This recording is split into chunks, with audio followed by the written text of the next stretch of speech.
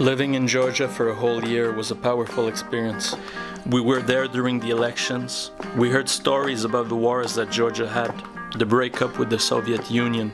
Georgia went through some really hard and tough times in the past. Despite the hardship and wars, the Georgians remained strong and kept their cultural identity. They are a proud nation and they have their heart on the right place. It's hard not to fall in love with these lovely people and their beautiful country.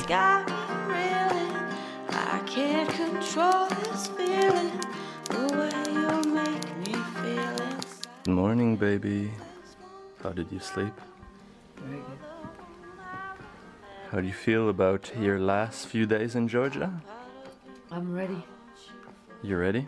I really love Georgia. I'm super grateful for everything that came on our way and for the people, but I'm ready for changes. Yeah, I definitely am. After nearly a year in Georgia, we're leaving a country that we got to know very well. We're leaving behind the comfort of a bed, having neighbors that we know, and being able to make a warm cup of coffee every morning. Good morning, guys. We've been out of YouTube for a while. We changed city. We're now living in a new city called Gori. And we are on our last few weeks here in Georgia. Yeah. There is a really exciting adventure ahead of us. So in just a few weeks we are leaving Georgia. We are going to Azerbaijan, then we will cross the Caspian Sea with a ferry to Kazakhstan, then we will go to Kyrgyzstan, maybe Uzbekistan, then we're also going to Mongolia, Russia, South Korea, Japan, China, into Southeast Asia. So we've got actually a very long journey ahead of us. Is there anything that scares you? Are you scared of anything in the coming trip? No, there's nothing that I'm scared of.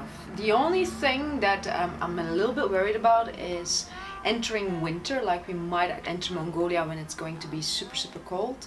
I know that we will find a way, as usual, to deal with it, so I don't really have any fears.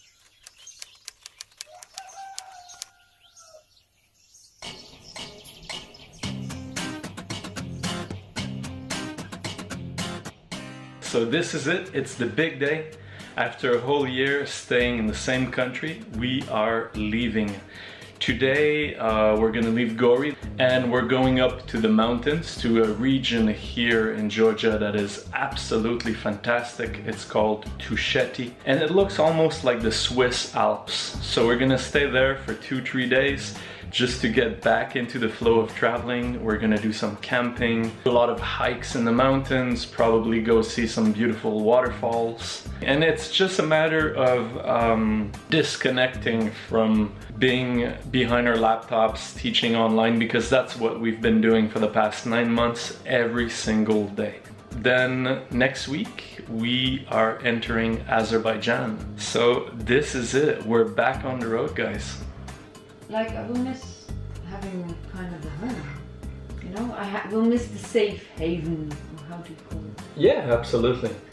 You'll miss the big warm bed, making coffee in the morning, Just having a shower, a place that you know, a place that you're comfortable in. It's not much about the utilities, it's more like a place where you know you can completely relax and have your own space, you know? That's what I will miss. Now we're gonna say goodbye to our neighbor. We're gonna have a small coffee, and after that, we're on our way.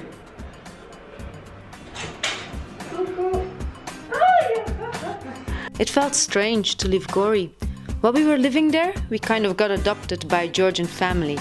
Our neighbor Nina, her mom and her aunt. They really became a part of our lives in Gori. Thank you. Thank you, house.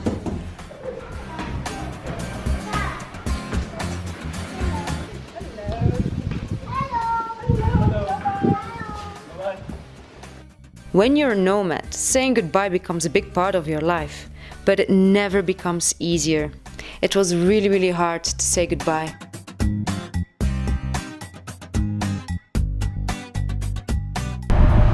Yes!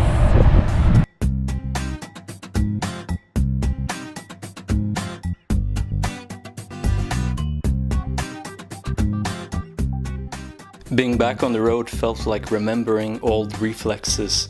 We were realizing that we knew exactly where to stand on the side of the road and where to get off. Everything was so familiar, and it felt like coming back home.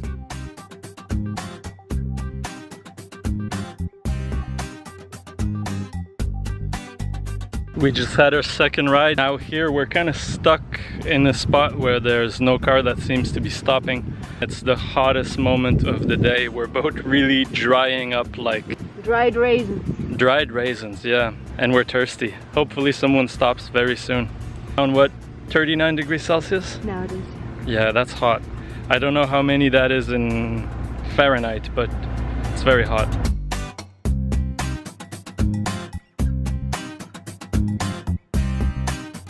We just had to stop and take a break on the side of the road because it's too hot at the moment. It's 43 degrees Celsius. So that's really, really hot.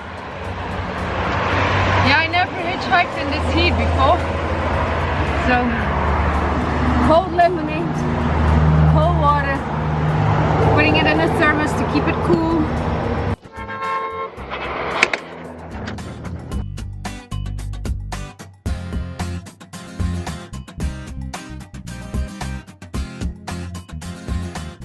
So we didn't quite make it to Tel Aviv. As we were going, we were seeing that on the side of the road there was a lot of abandoned places, there was a lot of fields, so we were thinking, we have to camp in one of those places tonight.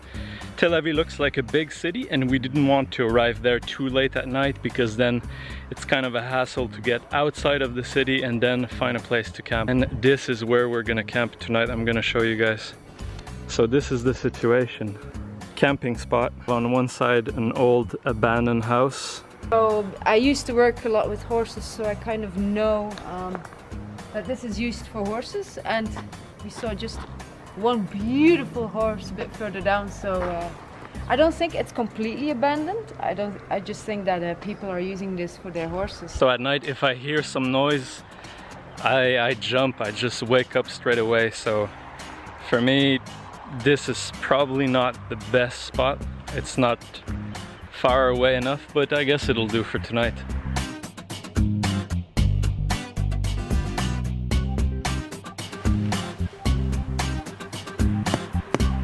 So that's it, guys. Another beautiful day on the road. We're so happy to be on the road once again. Getting a bit dark, it's getting a bit late, so I think I'm gonna wish you all good night. Cynthia and I are gonna enter the tent, do some video editing, edit some photos, edit some pictures. Tomorrow we have a good ride. We're gonna go pretty high in the mountains to a small town. Hopefully tomorrow we get there to a small town called Omalo. So I'll see you guys in the morning. Do you think we're gonna travel like this for a long time still? How do you mean? Travel like what? Hitchhiking around the world? I don't feel like taking buses or trains. It's boring.